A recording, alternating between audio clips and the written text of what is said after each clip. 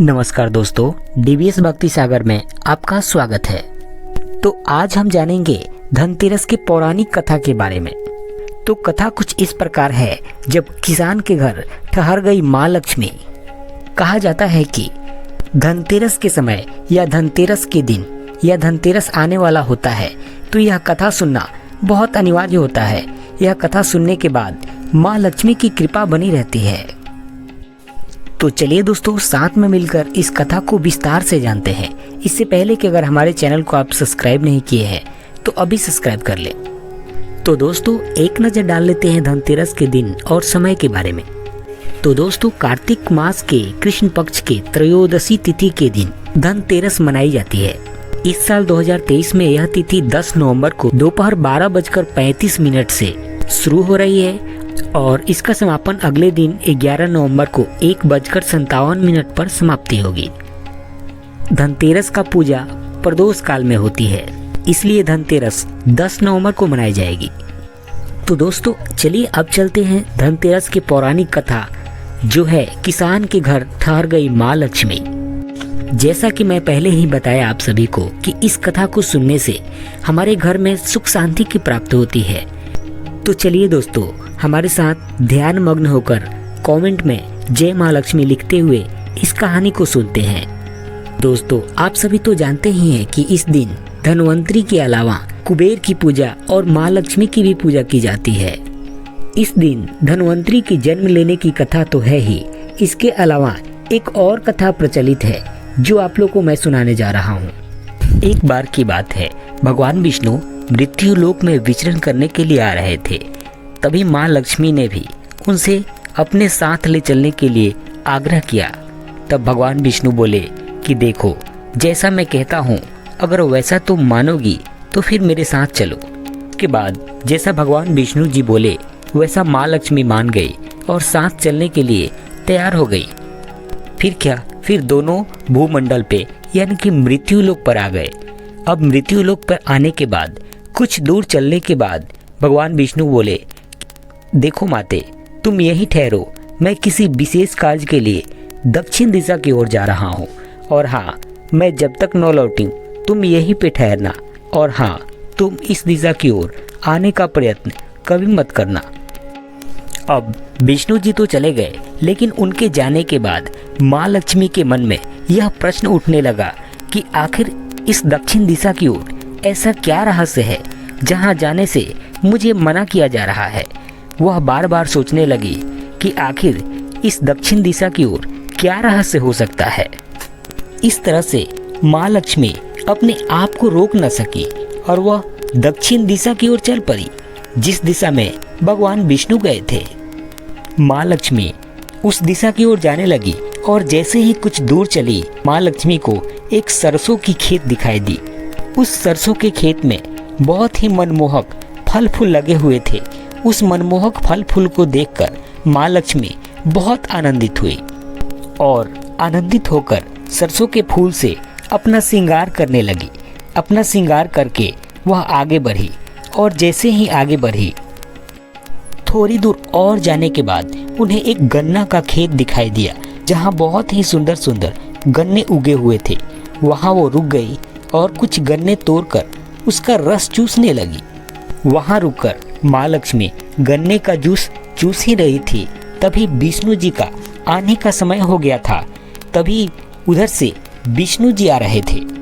जैसे ही विष्णु जी उधर से आ रहे थे, उनका ध्यान माँ लक्ष्मी पर पड़ गया। इस तरह से भगवान विष्णु जब माता लक्ष्मी को देखा दक्षिण दिशा की ओर, तो माँ लक्ष्मी से नाराज हो गए और नाराज ऐसे हुए माता लक्ष्मी को श्राप भी दे दिए और बोले, मुझे मना करने के बाद भी तुम इस दक्षिण दिशा की ओर आने का अपराध किया है। और दूसरा अपराध यह है कि तुम एक किसान के खेत से गन्ना चोरी करने का भी अपराध कर चुकी हो। अब तुम्हें इस अपराध के जुर्म में इस किसान का भी यह गन्ने का खेत है, उसके घर तुम्हें 12 वर्ष तक सेवा करनी पड़ेगी। इतना कहकर भगवान विष्णु माँ लक्ष्मी को छोड़कर क्षीर सागर की ओर चल पड़े। अब माँ लक्ष्मी को 12 वर्ष तक उस किसान के घर ही रहकर उनको सेवा करना था। इस तरह से माँ लक्ष्मी अपना कर्तव्य निभाते हुए एक दिन किसान के पत्नी से बोली कि देखो, तुम सुबह में स्नान करके जब भी खाना पकाने जाओ उससे पहले मेरी प्रतिमा लगी हुई है, तुम उसके समीप जाकर वहाँ पर अपनी मनोकामनाओं को बताओ। तुम्हारी जो भी मनोकामना है उसको कहो, मांगो, फिर तुम्हारी सारी मनोकामना पूर्ण हो जाएगी। तब तुम ऐसा रोज करो और रोज करके ही अपना खाना पकाओ। किसान की पत्नी समझ गई और रोज खाना पकाने से पहले स्नान करके माँ लक्ष्मी की प्रतिमा के पास जाकर अपनी मनोकामना को कहने लगी। ऐसा कुछ ही दिन करने के बाद किसान और उसका पूरा परिवार पूरा धन दौलत से भर गया। वह एक अमीर किसान हो गया। उसकी जीवन शान से चलने लगी। अब इस तरह से माँ लक्ष्मी को किसान के घर रहते हुए 12 वर्ष पूरे हो चुके थे।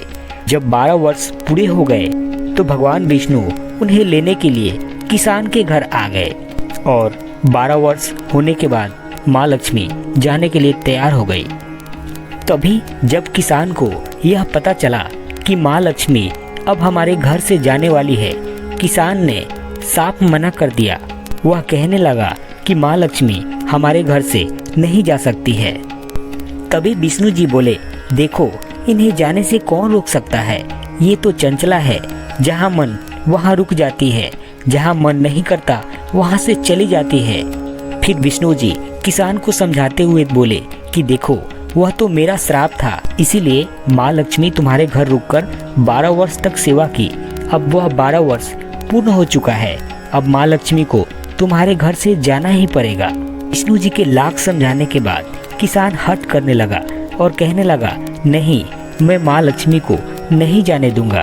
तभी माँ लक्ष्मी बोली कि हे किसान, अगर तुम मुझे रोकना चाहते ही हो तो जैसा मैं कहती हूँ वैसा करो। आगे माँ लक्ष्मी बोली कि देखो, कल तेरस है, तुम अपना घर साफ सफाई करके स्वच्छ कर लेना और रात्रि में एक घी का दीपक जलाकर रख देना। फिर अगले दिन सायंकाल में मेरी पूजन करना। एक तांबे की कलश में कुछ मुद्रा रखकर मेरी प्रतिमा के पास रख देना। मैं उसी में निवास करूंगी और हाँ, मैं तुम्हें पूजा के समय दिखाई तो नहीं दूंगी, परंतु तुम्हारे इस एक दिन के पूजन से मैं पूरे वर्ष तक तुम्हारे घर रहूंगी। मैं तुम्हारे घर यही रहूंगी। ऐसा कहकर माँ लक्ष्मी दीपक के प्रकाश में विलीन हो गई और देखते ही देखते 10 दिशाओं में फैल गई। अगले दिन किसान माँ लक्ष्मी के कथन अनुसार पूजन किया और वैसे ही किया जैसे माँ लक्ष्मी बताई थी। थोड़े ही दिन में किसान वैसे ही धन संपत्ति से पूर्ण रहा और खुशी रहने लगा। तभी से दोस्तों यह धनतेरस मनाया जाता है और सभी लोग माँ लक्ष्मी की पूजा करते हैं। और कहा जाता है कि धनतेरस के दिन अगर मन से पूजा किया जाए तो माँ लक्ष्मी आपके घर में निवास करती है। तो दोस्तों आशा करता हूँ कि यह कहानी आपको बहुत अच्छा लगा होगा। नीचे कमेंट बॉक्स में जय माँ लक्ष्मी जरूर लिखें। फिर मिलेंगे अगले वीडियो में, तब तक के लिए नमस्कार।